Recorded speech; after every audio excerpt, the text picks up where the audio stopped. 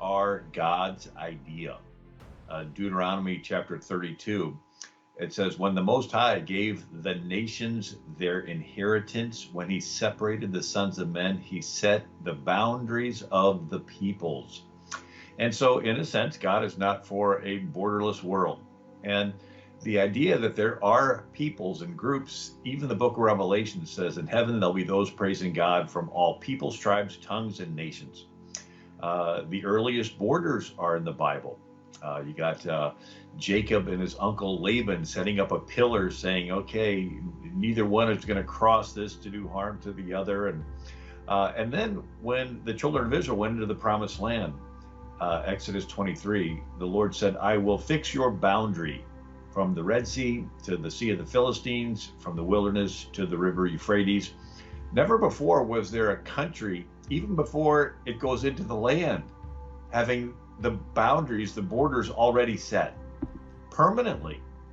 And then, Moses sends the spies in, Joshua does as well, and they divide it up further into the different tribes. And the tribes have borders.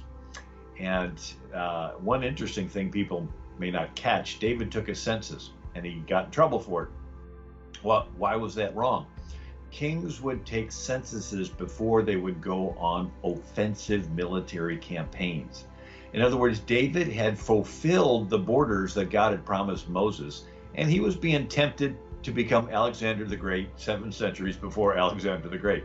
He was saying, hey, I'm on a roll, I'm conquering, hey, I can just cross over. And God said, no, these are the borders, the boundaries, stick to it. And now God also says in Deuteronomy 28 that if you hearken to the voice of the Lord, you'll be blessed, and people will come and wanting to seek your laws and seek your God. But it says if you don't hearken to the voice of the Lord, your borders will be overrun. And it says a people that you do not know will come in and eat your land and your labor and your produce, and the foreigners will come in and reside amongst you and rise up above you. And the Lord shall bring a nation against you from far away.